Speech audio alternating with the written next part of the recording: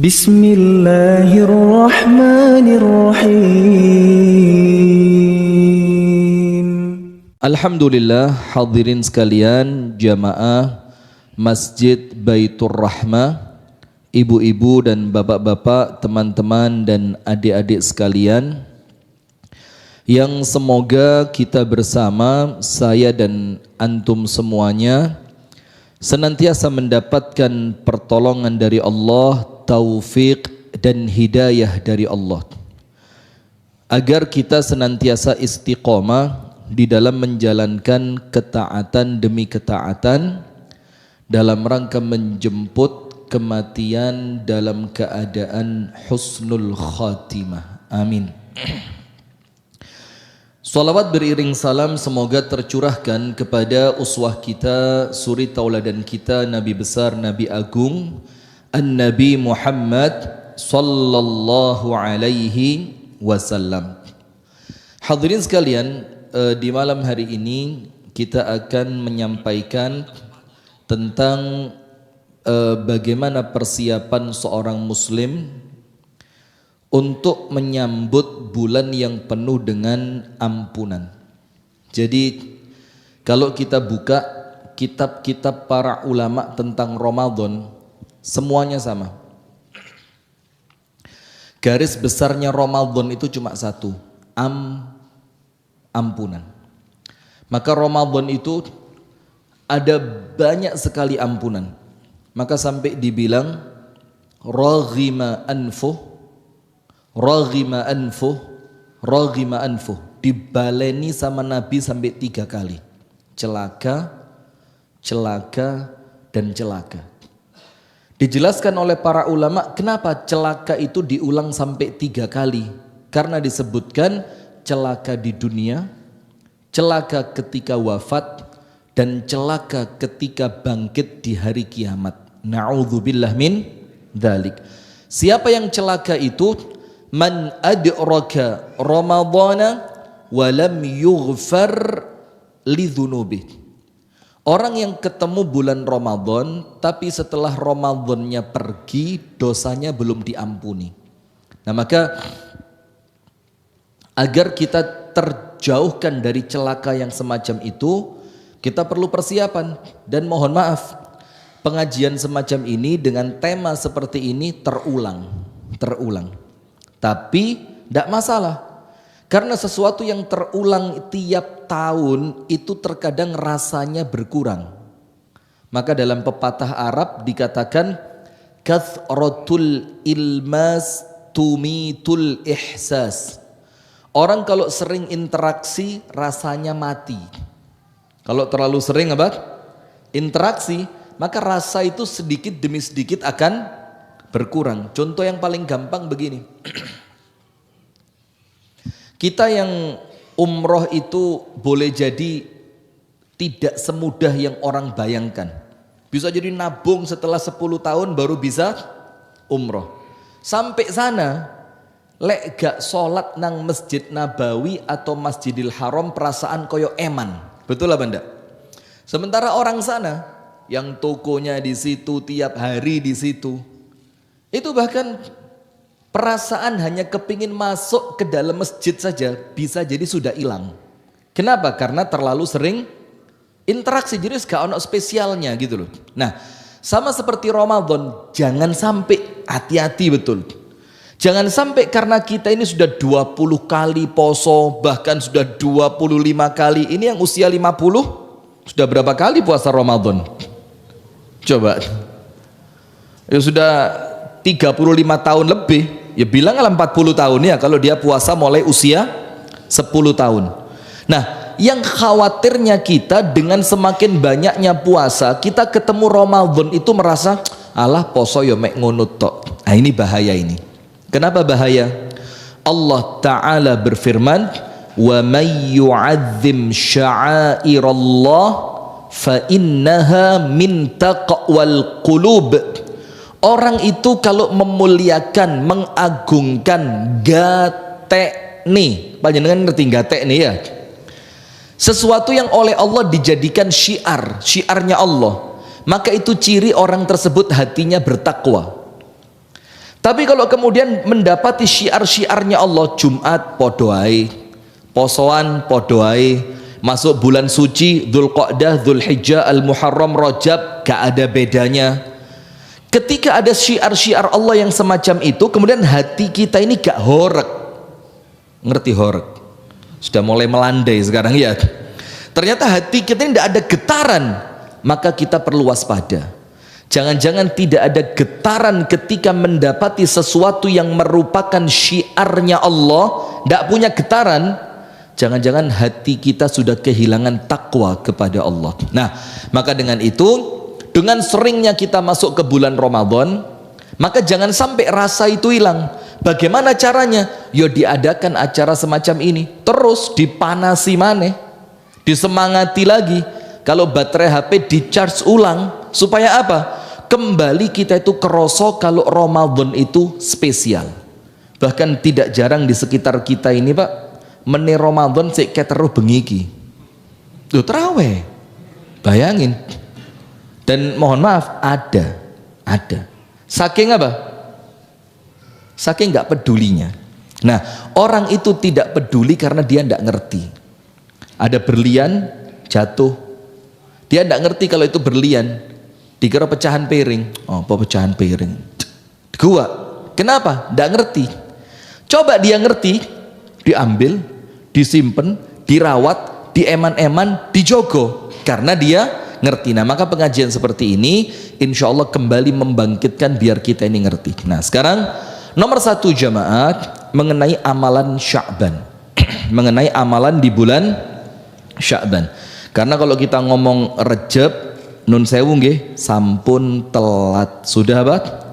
Sudah telat. Kalau kita ngomong Rejab, lewat sudah. Bahkan kalau kita mau ngomong Rabiul Awal, wis tambah adoh maneh. Padahal umat Islam di zaman dahulu itu persiapan Ramadan mulai Rabiul Awal. Rabiul Awal, Rabiul Tsani, Jumadal Ula, Jumadal Tsaniyah, Rajab, Sya'ban. Berapa bulan? 6 bulan sebelum ketemu Ramadan wis kepikiran Ramadan. Kita masih debat acara Maulid Nabi, boleh ndak boleh, bid'ah sunnah segala macam.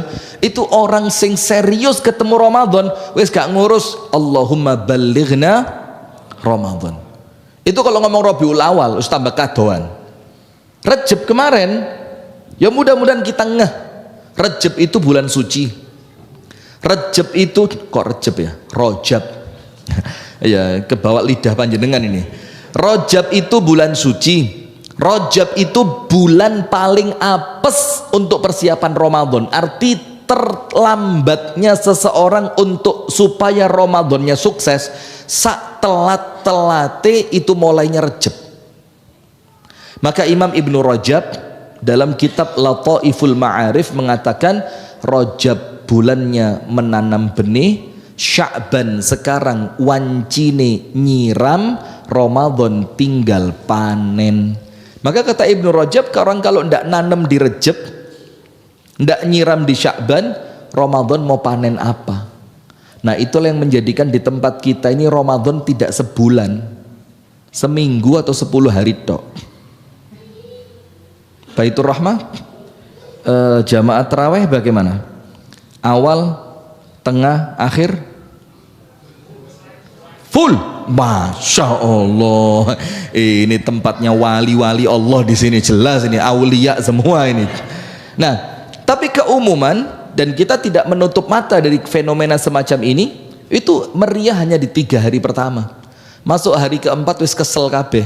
Terawih kesel, subuhan kesel, deresan Quran mari subuh ya wis kesel, mulai meripati krasa ngantuke, awake mulai terforsir di beberapa hari pertama. Kenapa begitu? Karena dia tidak mempersiapkan jauh-jauh hari. Nah, maka sekarang kita ngomong Sya'ban. Apa amalan bulan Sya'ban? Amalan bulan Sya'ban ini ada 4 secara spesifik. Spesifik itu artinya secara terperinci. Kalau secara umum ya seperti bulan yang lain, ibadah sing apik, maksiat ditinggal, memperbaiki diri, mensucikan hati, banyak tobat kepada Allah. Tapi yang spesifik ada 4. Nomor 1, dari ucapan Anas bin Malik radhiyallahu taala anhu, athar dari sahabat yang bernama Anas bin Malik. Dari atharnya Anas bin Malik ini diketemukan ada dua amalan besar. Nomor satu, qala Anas, dikatakan oleh Sayyiduna Anas radhiyallahu anhu, kanal muslimuna idza dakhala Sya'ban inkabbu 'alal masahif faqara'aha. Nomor satu, Sya'ban ini bulannya Al-Quran. Jadi kalau sudah masuk bulan Sya'ban, itu tidak ada lain selain Quran. Wes ngaji, murajaah, tahsin tilawah, memperbaiki bacaan. Yang belum bisa latihan ngaji, sing wis lancar di api-api imane, sing duwe apalan-apalane dibaleni, yang belum apal mulai latihan menghafal. Faqara'aha, itu amalannya para salaf dulu kalau masuk bulan Sya'ban. Dan tidak sedikit dari mereka Sya'ban itu tokone wis tutup. Panjenengan tutup kapan? Malah perpekan Ustadz. Ya apa kate poso ini ya. Ini Koperasi Merah Putih aja baru buka loh kita suruh tutup. Nah sudah, maka jamaah sekalian itu bahkan mereka tidak jarang itu yang tokonya ditutup. Ketika ditanya, lima aghlaqu hanutahum, kenapa mereka nutup toko mereka? Jawabannya apa?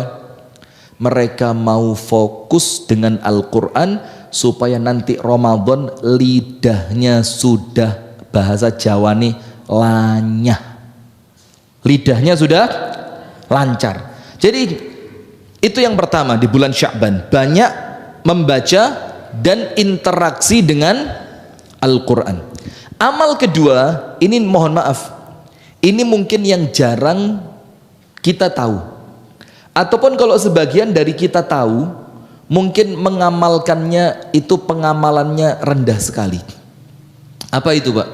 Wa akhraju zakata amwalihim taqwiyatan lidha'ifi wal miskin ala siyami Ramadan. Orang-orang kaya di zaman tersebut itu zakat mal mereka keluarnya di bulan Sya'ban, gak ngenteni Ramadan. Kalau kita eman kurang saulan poso iki, amal kebaikan oleh Allah pahalanya dilipat gandakan. Kenapa nunggu? Kenapa ndak nunggu Ramadan? Kenapa ditokna saiki? Padahal para sahabat Nabi, para tabi'in, para tabi'ut tabi'in, itu zakat mal mereka hitungan haulnya ketemu di bulan Sya'ban. Apa tujuannya? Kenapa kok zakat itu dikeluarkannya pada bulan Sya'ban? Untuk menguatkan kaum muslimin yang miskin dan kurang mampu dalam rangka persiapan Ramadan. Dan nun sewu lho Pak, Bu, Ramadan itu untuk saudara kita yang kurang mampu, kepikiran Pak, sahure opo, enggolek anakku njaluk tukokno iki duwike teko endi, enggolek kepingin masak opo, gak enek lengone, gak enek berase, gak enek lauke. Coba bayangin, kalau kesulitan mereka itu, kegundahan mereka itu, panjenengan tutup dari awal begini. Itulah maka para sahabat itu ndak egois. Kalau egois, yo ngenteni Ramadan karuan, pahalane luwe gede. Tapi karena mereka tahu ini fakir miskin dari kalangan kaum muslimin, ketemu Ramadan atine kudu tenang, biar mereka bisa fokus ibadah. Maka zakat mal itu didumnya menjelang Ramadan. Kalau zakat mal belum wajib, ya bismillah, sodakoh ya, bikin bingkisan sembako. Ini Baitur Rahmah alhamdulillah sudah jalan beberapa tahun ya. Kalau kami dengan teman-teman di Kediri sana Pak, itu bikin bingkisan Ramadan tapi dibaginya di pekan terakhir bulan Sya'ban. Dan kita kasih sesuatu sing pantes, bukan asal ngei, Allah yang penting dikei, ndak. Kita kasih itu kalau memang kita punya keluasan rezeki sing pantes. Golekno berasnya yang bagus, carikan minyak 2 liter, kasih gula sekian kilo, kasih kopi, kasih apa, susu kental, bukan susu ya sekarang namanya apa, SKM. esnya apa?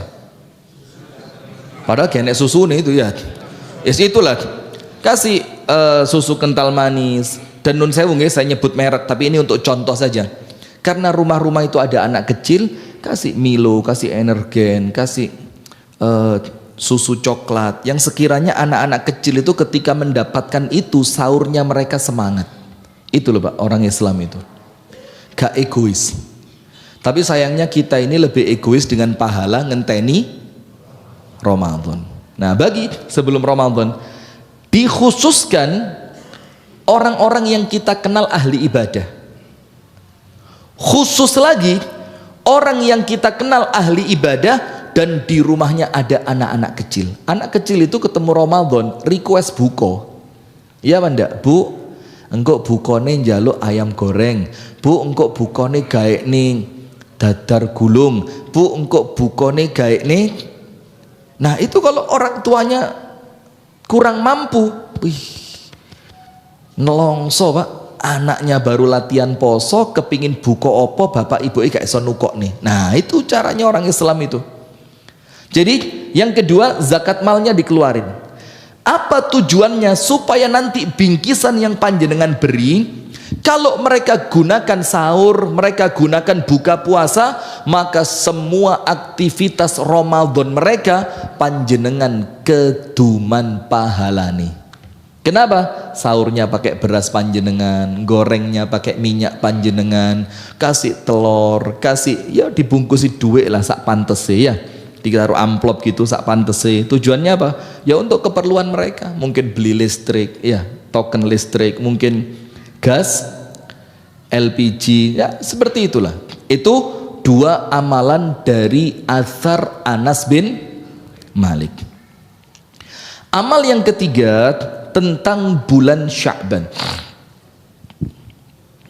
Panjenengan pernah baca ayat perintah bersolawat, innallaha wa malaikatahu yusalluna 'alan nabi ya ayyuhalladzina amanu sallu 'alaihi wa sallimu taslima. Ini ayat perintah untuk menyamai Allah dan para malaikat dalam bersolawat kepada Nabi. Allah dan para malaikatnya bersolawat kepada Nabi Muhammad. Kalian orang-orang yang beriman bersolawatlah kepadanya dan ucapkan salam penghormatan untuknya. Perintah. Dan panjenengan tahu, panjenengan buka tafsir Al-Quran pada innallaha wa malaikatahu yusalluna 'alan nabi, ayat ini turun pada bulan Sya'ban. Ayat ini turunnya pada bulan Sya'ban. Sehingga istimbat hukum dari sebagian ulama tafsir, mereka mengatakan apa? Sya'ban bulannya solawat Nabi. Sya'ban bulannya apa? Solawat Nabi. Yang terakhir tentang Sya'ban yang keempat, ini masih muqaddimah ini, tapi terakhirnya muqaddimah. Jangan khawatir panjenengan, sampai jam 10 ya kena ini. Langsung ngopi Mas ya Allah. Saya bilang nanti jam 10. Saya yang ngerti kok Mas, saya orangnya pengertian Mas, tenang Mas. Masya Allah, gak sungkane belas. Ya mbok ditahan-tahan ngono lho Mas. Ketorek ceramahku gak enak iki, jamaah ngantuk. Guyon Mas ya, jangan kaget Anda. Yang keempat, mengenai puasa pada bulan Sya'ban, boleh atau tidak?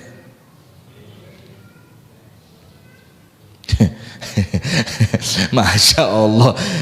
Pripun, boleh apa tidak? Boleh. Ada, ya betul juga ya, wong poso gak oleh ya. Ya betul juga panjenengan istimbat hukumnya keren loh ya. Ada batasannya apa tidak?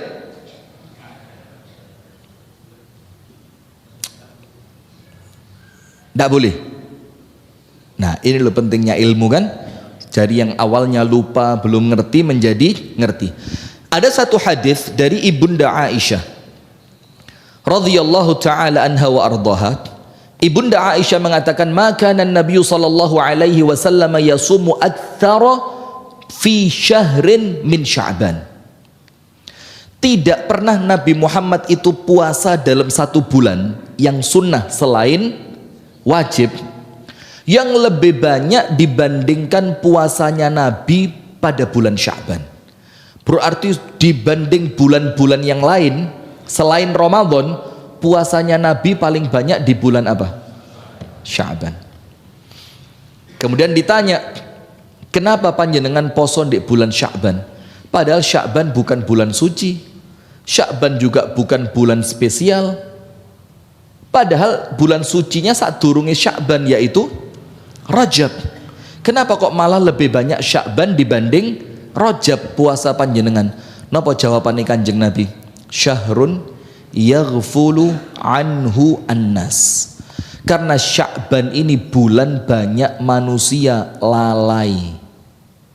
Karena diapit 2 bulan baik, kata Nabi Muhammad, baina Rajab wa Ramadan.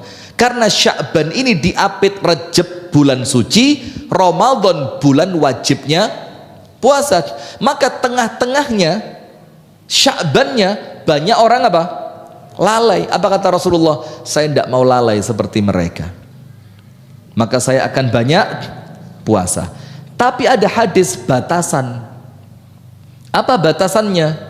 Dalam hadis yang sahih, idzan tasafa Sya'ban, kalau Sya'ban sudah masuk tanggal 15, intasafa itu sudah masuk pertengahan Sya'ban, fala tasumu, jangan lagi puasa. Nah, berarti ada batasannya apa tidak? Ada. Berarti bolehnya puasa kapan? 1 sampai 15. Tapi dijelaskan oleh ulama fikih, itulah Pak, tidak bisa moco hadis langsung ambil hukum, itu tidak bisa. Harus lihat bagaimana penjelasannya ulama tentang hadis ini, bagaimana pertimbangan mereka. Nabi banyak puasa, kok di hadis yang lain Nabi melarang puasa. Itu kalau kita tidak dengerin ulama yang kita yakini Pak, yang gelambiar, itulah maka tidak bisa. Agama itu tidak segampang yang dibayangkan. Kalimat agama itu mudah, itu bukan ilmu agama, pengamalan agama yang mudah. Le ilmu nih Pak, jelimet. Antum lihat debatnya Harry Pras kemarin, jelimet, gak tambah pinter, tambah ngeluh gini. Allah, tambah ngeluh. Sing kini punya hujah, yang sini juga punya hujah. Itu ilmunya. Jadi kalimat agama itu mudah. Ibu-ibu, bu, dalam, bu, Masya Allah. Kalau kurang ibu-ibu ngomong dalam itu hati kayak adem gitu ya. Coba sekali lagi nggih, bu. Masya Allah. Kok ganteng ada Nisha. Sudah, kita lanjutkan. Yang dimaksud agama itu mudah apa? Pengamalan. Gak iso sholat ngadeg, boleh sholat dalam keadaan duduk. Duduk ndak kuat, berbaring. Berbaring ndak kuat, saisomu. Dikubur. Ya Allah, serem sekali Baitur Rahmah ini. Berbaring nggak kuat dikubur, Masya Allah. Dan sama seperti puasa. Puasa ndak kuat, ganti di lain hari. Gak ada peluang untuk bisa kuat, ganti dengan bayar fidyah. Duwe-duwe penak no, gak usah poso, gak usah bayar. Berarti panjenengan malah perlu dibayari fidyah. Itulah Islam, itulah pengamalan. Tapi kalau ilmu agama itu tidak semua orang ngerti Pak. Termasuk hadis ini. Ya apa? Wong di satu hadis Nabi Muhammad banyak puasa mengalahkan bulan yang lain. Kok di hadis yang lainnya podo-podo sohihnya, kenapa kok Nabi Muhammad melarang puasa setelah masuk separuh Ramadan, separuh Sya'ban? Dijelaskan oleh para ulama, khusus larangan ini berlaku untuk mereka yang tidak terbiasa puasa sunnah sebelum Sya'ban. Jadi larangan itu yang dimaksudkan oleh Nabi, ojo poso kalau sudah masuk pertengahan Sya'ban. Untuk siapa? Untuk mereka yang sebelumnya tidak terbiasa puasa sunnah. Maksudnya apa? Cek gak loro, ojo golek perkoro. Gak tahu poso lah kok Sya'ban moro-moro. Nanti waktunya ketemu Ramadan yang puasanya wajib, malah awae loro. Nah, tapi untuk mereka yang terbiasa puasa sunnah boleh memperbanyak walaupun telah lewat dari separuh Sya'ban. Faham nggih? Nah nanti ditanya dalilnya mana? Loh iki penjelasannya ulama Mbak Yu. Ini penjelasannya siapa? Ulama. Lah panjenengan kalau tidak baca penjelasannya ulama tidak difahami dengan penjelasannya siapa? Darmo Gandul. Nah, sudah. Maka amalan keempat, banyak puasa. Untuk panjenengan yang sudah istiqomah puasa, diperbanyak. Diperbanyak dengan catatan panjenengan tidak khawatir fisiknya akan lemah di dalam bulan Ramadan. Sip, itu 4 amalan di bulan apa? Sya'ban. Tambahan 1. Apa tambahannya? Ucapan Al-Imam Ibnu Rajab. Sya'ban syahru saqin. Sya'ban ulane nyiram. Nyiram. Apa yang disiram? Benih yang panjenengan tanam di bulan Rajab.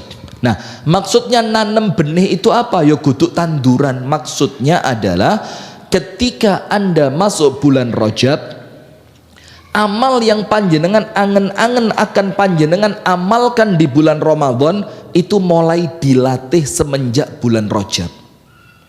Ketemu Sya'ban disiram amalan tadi. Apa maksudnya amalan disiram? Amalan disiram itu maksudnya 3.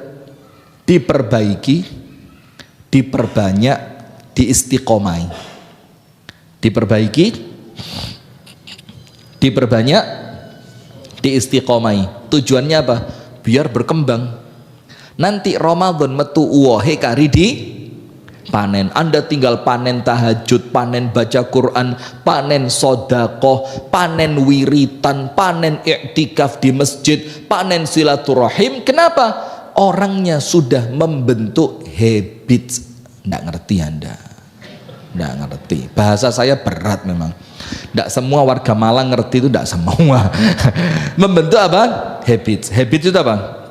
Kebiasaan. Jadi fisiknya itu sudah terbentuk. Jadi coba itu komputer gitu, CPU-nya itu sudah terinstal, engkau Ramadan bakal lapo. Sekarang poin kedua, apa amalan utama di bulan Ramadan? Ada 4. Jadi panjenengan kalau ngomong Ramadan, amalan utamanya 4. Kenapa Ustadz kok 4 terus? Sesuai dengan batas maksimal. Saya tidak ikut ngomong loh, saya tidak ikut loh, panjenengan loh. Nah, memang iya 4.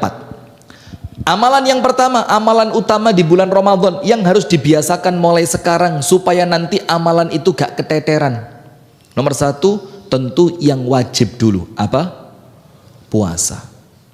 Banyak orang hari pertama Ramadan ngudek kopi, tik tik tik tik tik tik tik tik, jam 7 isuk. Tukang koran teko nguncalno koran, jrum, buka koran, sret. Pemerintah menetapkan 1 Ramadan, duk. Kadung karis paruh kopi ini. Ini bukan karena apa? Selain mungkin niatannya kurang kuat, nomor 2, gak biasa poso. Jadi sekali poso, ininya belum terbentuk. Dianggap sarapan, ngopi, gedang goreng, tahu campur, lontong balap, apalagi rawon. Iya Allah, rawon, alhamdulillah. Rawon, sehingga tidak terbiasa. Maka nomor 1 amalan utamanya Ramadan puasa. Maka diniati mulai sekarang, diilmui mulai sekarang apa yang memperbaiki puasa, apa yang mengurangi nilai puasa, apa yang membatalkan puasa, apa perkara-perkara yang bisa menjadikan kita semakin semangat untuk puasa. Itu dipelajari mulai sekarang karena itu wajib. Tidak ada amalan yang paling dicintai Allah untuk dilakukan kecuali amalan yang wajib. Berarti tidak ada persiapan yang lebih Allah cintai dibandingkan panjenengan mempersiapkan diri untuk menghadapi yang wajib. Itulah kenapa orang yang nunggu sholat dapat pahala seperti orang sholat. Kenapa?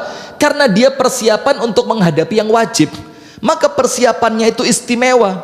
Jadi persiapannya yang paling penting nomor 1 persiapan poso. Dilatih. Ya apa puasa itu? Apa yang membatalkan puasa? Saya punya pertanyaan begini jamaah, mudah-mudahan panjenengan sakit jawab. Ada orang tidak biasa puasa, kemudian setiap sarapan itu dia memang terbiasa dengan menu sehat. Sarapannya itu telur rebus 4 butir.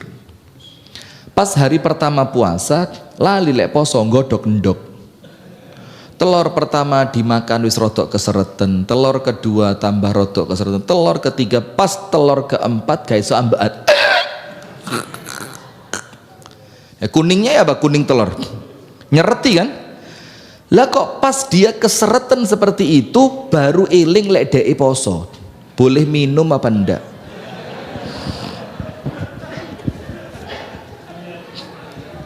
Monggo ulama, monggo Pak. Pripun? Angsal ngunjuk napa mboten?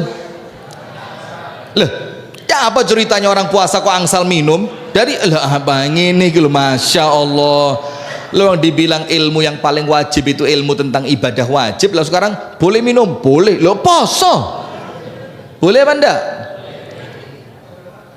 Ndak boleh. Tapi karena keadaannya darurat, dia menjadi boleh timbang mati. Tapi tetap puasanya apa? Batal. Puasanya jangan dianggap lu gak terpaksa berarti gak batal. Nah ini ngawur. Kenapa kok batal? Karena dia minum dalam keadaan sudah ingat. Pertanyaan kedua, malam kumpul suami istri, ndak tahu sama istri yang mana, ndak tahu. Kumpul suami istri sudah. Kenapa Bu? Panjenengan mau puasa kok hati saya rusuh, Masya Allah. Nah sudah, saya ini kepingin fokus kok gak iso ya, ya Allah. Saya ini kepingin ceramah itu yang kayak Ustadz Jalaluddin dulu, kenceng, Masya Allah. Siapa lagi yang kenceng? Sing genek guyone belas, kene iki Masya Izul, ceramah apa Zul? Sudah. Malam hubungan suami istri, tidak langsung mandi, junub. Ketika bangun, adzan subuh tersisa 5 menit. Bukan imsak, adzan tersisa 5 menit. Kalau dia mbelani mandi gak sempet sahur, kalau sahur maka dia masuk waktu subuh dalam keadaan junub berhadas besar. Milih mandi apa sahur? Pinter. Nah ini bagus. Tapi sahur itu yo nyaur utang barang ya. Jangan sahur utangi ndang di sahur. Bukan utang posot, utang nang tonggone ya dibayar ya. Sudah lanjut, itu sahur. Karena apa? Boleh masuk waktu subuh dalam keadaan junub. Beda dengan ibu-ibu yang haid. Ini bukan pembahasan kita. Saya lanjut aja lah. Saya lanjut. Nah sudah, maka amalan Ramadan yang paling utama ibu-ibu haid ya apa? Ibu-ibu haid kalau haidnya kering di waktu malam dan tidak keluar lagi, lah kok gak adus sampai subuh, maka tidak boleh puasa. Tidak boleh puasa. Sebagaimana perempuan yang telah kering darah haidnya tapi dia belum mandi tidak boleh digauli oleh suaminya. Kadung Ustadz, yang ini kilo ngarai. Wani rabi gak duwe ilmu ini ya. Ini ilmu katon. Nah karena dia tidak boleh digauli oleh suaminya, maka untuk puasa hukumnya sama. Dia tidak dianggap sah puasanya kecuali kalau si perempuan tadi mandi sebelum subuh. Nah maka untuk mandinya wanita haid dibanding sahur, milih mandi. Untuk perempuan haid kering dari malam, bangun subuh, adzan kurang 5 menit, makan atau mandi. Jangan mandi sambil makan. Ini pilihannya cuma 2. Maka untuk perempuan haid pilihannya apa? Mandi. Karena kalau dia tidak mandi, puasanya hari itu tidak sah. Paham ya? Amalan Ramadan yang nomor 2. Ramadan itu bulannya Al-Quran. Maka tidak lucu Pak. Ramadan gak ngaji itu gak lucu. Bahkan kami sampai pada satu kesimpulan, ada orang kok Ramadan gak khatam Quran, itu kesian. Itu apa? Kesian. Walaupun tentu keadaan satu dan lain orang belum tentu sama. Tapi untuk mereka yang ngajinya bagus, ada waktu yang cukup untuk baca Al-Quran, lah kok ternyata dia tidak khatam, itu orang yang matrud. Matrud apa? Terusir dari kasih sayang Allah. Karena kasih sayang Allah itu terletak pada Al-Quran. Maka itulah kenapa para ulama mengatakan, man lam yaqra'il Qur'ana fahuwa abtar au aqta. Orang yang tidak baca Quran terputus dari rahmatnya Allah. Wes Ramadan, syahru Ramadan alladzi unzila fihil Quran. Ini bulan Ramadan, bulan diturunkannya Al-Quran, yang Imam Malik menutup semua majelis taklimnya. Kata Imam Malik apa? Hada syahrul Quran. Ramadan ini bulannya Al-Quran. Sampai muridnya Imam Malik yaitu Imam Asy-Syafi'i bisa khatam Quran sehari 2 kali. Kok masuk akal? Khurafat. Yang ngomong tidak masuk akal karena tidak pernah nyoba. Karena ini bukan teori tapi praktek. Cobaan dulu istiqomah sedino sak juz. Cobaan dulu. Nanti Anda akan ngerti bagaimana sehari 2 kali khatam. Dan itu terjadi di zaman kita tahun lalu. Pas tahun lalu kemarin ini, Ramadan kemarin. Ada teman kami dari Makassar bikin semacam ya dalam tanda kutip sayembara. Dia umumkan ke santrinya yang bisa khatam Quran 60 kali diberangkatkan umroh VIP gratis. Dapat 1 orang. Dan betul anaknya jujur dan dia bukan pembohong. Ketika ditanya apa resepnya, HP mati total. Kita ini sok sibuk, seakan-akan kalau HP kita mati itu dunia bakal perang dunia ketiga gitu loh. Sopo kita ini ya, sudah matiin HP. Saya sendiri tidak bisa. Subhanallah, ini namanya jar. Masya Allah Ustadz dilok nih. Dilepas, itu bisa. Nah kemudian maka amal kedua pada Ramadan, tidak ada yang namanya Ramadan lek gak ngaji. Maka sebenarnya jamaah ndak ono salah deresan Quran di masjid itu ndak ada salahnya. Cuma penggunaan speaker saja yang diatur, jangan sampai speaker luar mengganggu kenyamanan warga. Woi berarti setan nih krungu ngaji kok terganggu. Lagi kudu masalah setan, kudu setan iki Mas. Wacaanmu elek. Ini bukan masalah setan, ndak setan. Anda itu bacanya ro diwaca zai. Idgham diwaca ikhfa. Izhar diwaca iqlab. Jadi yang di rumah itu katanya turun keliru. Aduh. Maca ini durung sak ayat keliru. Jadi orang yang pinter ngaji, Pak, itu kalau dengar orang ngaji dan salah, itu otomatis di sini. Maka karuan wong sing pinter ngaji ku, cari masjid sing imamnya enak ae. Timbang panjenengan salat pengen itu. Gak enak, Pak, gak enak. Serius ini, gak bohong. Panjenengan coba tanya sama beliau, insya Allah paham bagaimana kalau orang itu ngaji ini lancar dan dia ngerti tajwid, krungu wong sing ngaji ini ngawur, tapi sok-sokan paling enak. Waduh, iku mikir, Masya Allah, sampai meneng lulu api. Astagfirullahaladzim. Sudah lanjut. Amalan kedua apa? Al-Quran. Maka tidak apa-apa, deresan Quran di masjid tidak apa-apa. Yang penting ada batasan. Misalkan dibacanya ba'dal isya sampai setengah jam tok, mari terawih sampai setengah jam. Karena kita tidak memungkiri, Pak, adanya lantunan Al-Quran itu menyemarakkan Ramadan. Wes tak gak iso dihapusi. Zaman kita kecil ya, Pak, di mana-mana suara Quran, kerasa banget Ramadan nih. Sekarang ini karena ulah sebagian orang yang tidak bertanggung jawab, sampai setengah rolas sik banter, setengah siji sik muni, engko setengah lurus mulai patrol sahur. Di kampung saya itu, Pak, dicelui jenenge wonge, Pak. Ayo Ustaz Rifki, ayo Ustaz Rifki, setengah lurus Ustaz Rifki. Masya Allah. Tak uas dong. Iki sing biasanya gak poso jerit-jerit ini, masya Allah. Sedikit, maka amal utama Ramadan yang nomor 2 apa? Al-Quran. Amal utama Ramadan nomor 3, doa. Karena Anda baca ayat tentang puasa, di tengah-tengahnya apa? Wa idza sa'alaka ibadi anni fa inni qarib ujibu da'watad da'i idza da'an falyastajibu li wal yu'minu bi la'allahum yarshudun. Ayat tentang doa ini Allah masukkan di tengah-tengah ayat puasa. Sebelumnya ayat hukum puasa, sebelumnya ayat orang-orang yang tidak kuat puasa. Di tengah-tengahnya ayat tentang apa?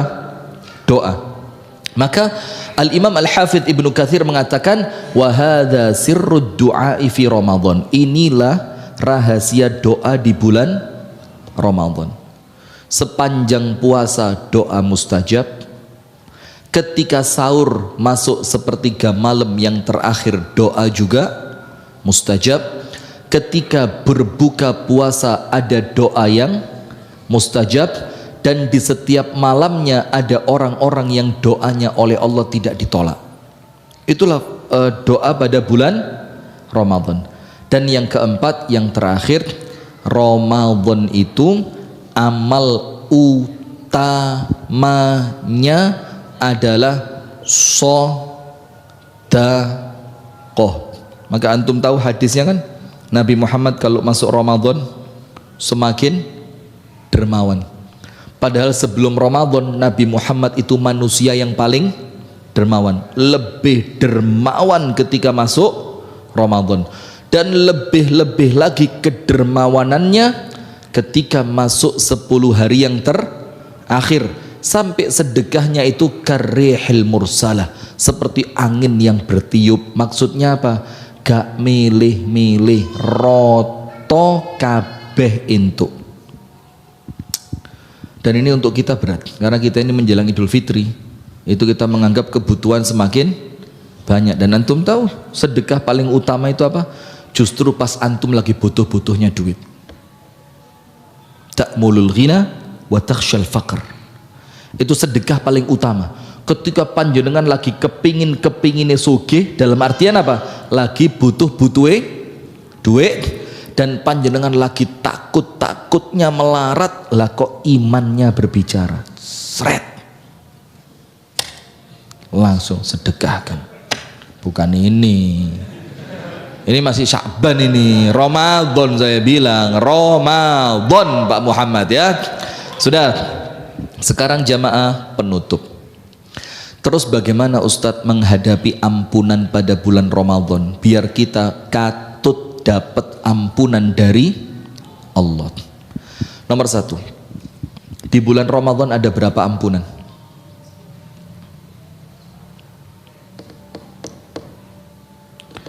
Secara garis besar 2, ampunan siang dan ampunan malam. Ampunan siang, man shoma Ramadhana imanan wahtisaban ghufira lahu ma taqaddama min dzambi. Antum sering dengar hadis ini kan? Tergetar enggak hatinya? Kerasa greget enggak? Blas. Karena kita merasa apa? Sebentahun yang ngono iku. Bahkan ketika kultum Ramadan, khotibnya baca itu, kita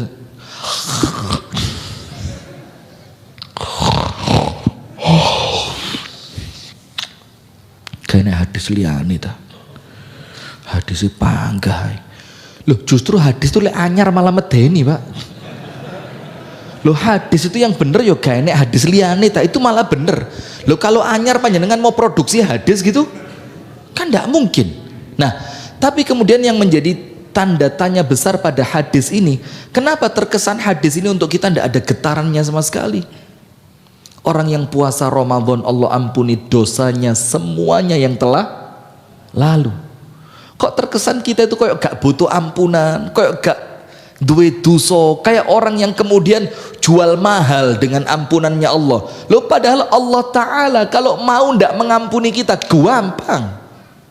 Justru kita ini yang seharusnya menunggu-nunggu momen itu. Ya Allah, kapan Ramadannya ini? Ya Allah, aku butuh ampunannya itu, karena cukup poso tok dosa saya diampuni. Kita ndak greget, Pak, ndak greget blas. Itu kan eman di sini. Itu ampunan siang dengan puasa. Tapi tentu puasa yang seperti apa? Ya bukan puasa sekedar tidak makan dan minum. Puasa seluruh anggota badan, meripate dijak poso, kupinge poso, lisan puasa, pikiran, hati, tangan, semuanya puasa. Dan supaya bisa sukses seperti itu, jangan membayangkan puasa itu saulan. Gak mungkin Ustaz, konangan deh poso saulan der Ramadan. Tapi enggak. Allah Ta'ala mengatakan dalam Al-Quran apa ketika berbicara tentang puasa, ayyamam ma'dudat, cuma beberapa hari yang terbilang saja. Tujuannya apa? Antum buka kitab-kitab tafsir. Tujuannya agar seorang muslim itu tidak fokus pada panjangnya puasa, tapi fokus pada harinya itu. Lah ini model penyakit ini. Apa penyakitnya? Baru hari pertama statusnya alhamdulillah lebaran kurang 29 hari. Mana orangnya? Mana yang seket dino pertama loh ini. Tulisannya apa? Alhamdulillah riyoyo kurang 29 dino.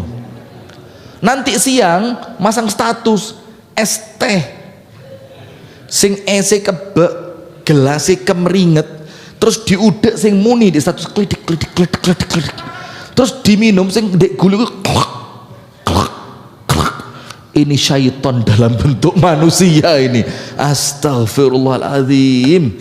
Lawang puasa itu menahan diri, menahan emosi, menahan gangguan kepada orang. Lah kok malah ganggu? Itu es teh sih lumayan, es teler. Sudah. Yang kedua, ampunan malam. Apa ampunan malam? Man qoma Ramadhana imanan wa ihtisaban ghufira lahu ma taqaddama min dzambi. Orang yang sholat taraweh, sholatnya ikhlas, sholatnya mengharapkan pahala dari Allah, apa yang dia dapatkan? Allah ampuni semua dosanya yang telah lalu. Besar ini Pak, bukan kecil. Ketambahan satu, apa tambahannya? Walillahi fi kulli lailatin utaqa'a minan nar. Dan di setiap malam ada orang-orang yang Allah pilih selamat dari api neraka. Wa dzalika fi kulli lailah. Dan itu di setiap malam, bukan 10 pertama, 10 tiap malam. Nah, terus bagaimana Ustadz agar mendapatkan ampunan itu?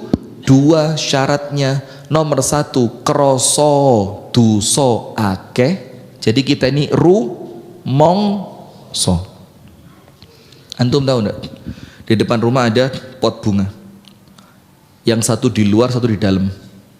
Yang di luar kena hujan, bunganya sudah seger, basah.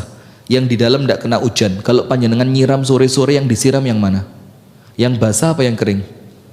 Yang kering. Nah, kering itulah istilahnya kita ini. Ya Allah, Rabbana zalamna anfusana wa illam taghfir lana wa tarhamna lanakunanna minal khasirin. Diperbanyak. La ilaha illa anta subhanak inni kuntu minadz zalimin. Rabbighfirli wa tub alayya innaka antat tawwabur rahim. Itu diperbanyak. Jadi kroso butuh. Karena kita merasa rumongso dusone akeh. Antum tahu perasaan tidak berdosa itu dosa besar. Antum cek buku 72 dosa besar. Termasuk di dalamnya apa? Merasa tidak punya dosa. Gara-gara apa? 5 waktu di masjid, ngaji gak tahu pedot, gak tahu ndelok wong wedok muda, gak tahu ndelok ngini, gak tahu judi online, gak tahu ngini, gak tahu ngono. Akhirnya merasa tidak punya dosa. Perasaan itu dosa besar. Yang kedua, ikhtiar. Apa ikhtiarnya? Salat menghapus dosa, sedekah menghapus dosa, istighfar menghapus dosa, tobat menghapus dosa. Jadi bukan cuma rumongso tapi gak obah. ya rumangsa butuh, plus menunjukkan di hadapan pandangan Allah bahwa kita memantaskan diri untuk dapat ampunan. Itu yang dapat saya sampaikan. Mohon maaf apabila ada salah dan kurangnya, semoga ada manfaatnya. Hadanallahu wa iyyakum ajma'in. Subhanakallahumma wa bihamdika asyhadu an la ilaha illa anta astaghfiruka wa atubu ilaik. Assalamualaikum warahmatullahi wabarakatuh.